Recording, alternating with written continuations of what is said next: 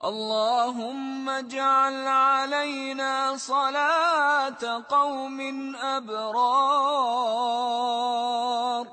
يقومون الليل والنهار ليسوا بأثمة ولا فجار. Bismillahirrahmanirrahim. Assalamualaikum warahmatullahi wabarakatuh.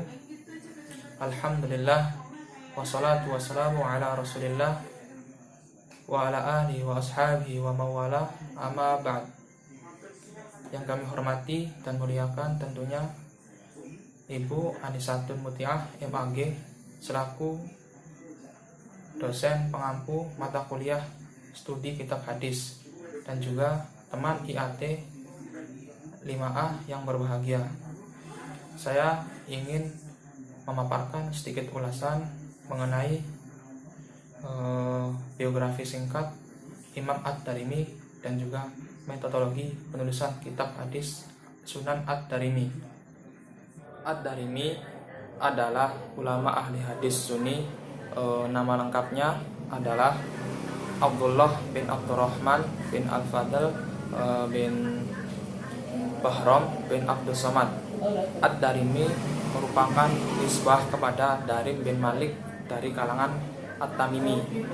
Beliau itu dilahirkan pada tahun 181 Hijriyah di Samarkand, dekat Irak, dan wafat pada 8 Zulhijjah tahun 255 Hijriyah.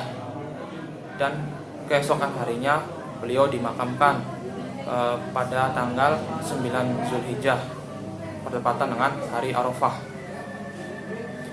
Pas ketika meninggal, beliau itu usianya 75 tahun.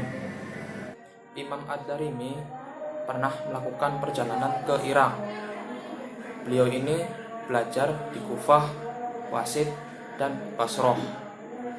Selanjutnya beliau pergi ke Syam atau Suriah dengan belajar di Damaskus, Hims, dan Suar. Berikutnya beliau menuju ke tanah suci Mekah dan Madinah.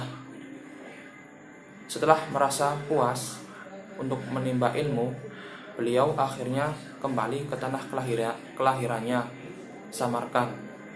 Ulama yang pernah menularkan ilmunya kepada beliau antara lain Yazid bin Harun, Ya'la bin Ubaid, dan Ja'far bin Aun, dan masih banyak lagi.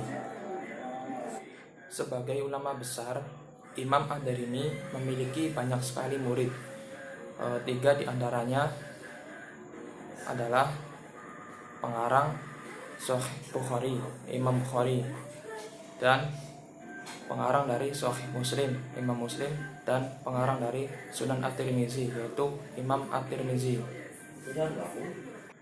Ad-Darimi sebenarnya merupakan ulama yang produktif.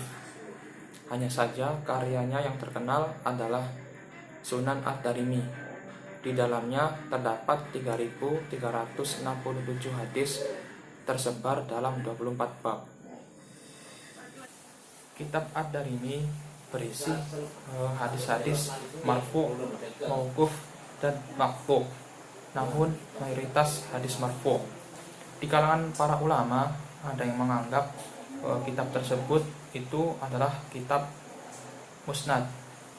Namun ini dibantah langsung oleh Imam Asy'uti bahwa kitab tersebut adalah kitab sunan, bukan musnad. Kitab musnad adalah kitab yang tersusun berdasarkan nama para sahabat. Sedangkan kitab sunan adalah kitab yang tersusun berdasarkan perbab. Dan pembahasan yang disajikan oleh Imam Ad-Darimi itu bercorak fikih. Kitab ini terdiri dari 24 bab, 3.367 buah hadis. Terdapat hadis mursal yang berjumlah 89 hadis. Hadis mu'allaq tidak lebih dari 10 hadis, dan hadis maqtu yang berjumlah 240 hadis. Berikutnya, metode penyusunan kitab Sunan Ad-Darimi. Metode penyusunan kitab Sunan Ad-Darimi adalah penguraian berdasarkan perbab fikih dengan menyertakan beberapa hadis. Dikarenakan penyusunannya per bab, maka ada pemenggalan hadis yang dilakukan oleh beliau dan juga pengulangan hadis. Jika dalam satu bab, maka beliau akan mengemukakan hadis lain yang menjadi mutabiknya atau ada ziyadah tambahan pada matanya. Namun jika berbeda bab, maka akan mengemukakan hadis yang persis, baik sanad maupun matanya. Keunggulan dari kitab Sunan Ad-Darimi, baik dari sisi musannif atau kitabnya, yaitu karena keimanannya diakui oleh para ulama, kemampuan hafalan, serta keluasan pengetahuannya. Lalu ketinggian tabaqat yang melebihi Imam Muslim dan penyusun kitab hadis lainnya.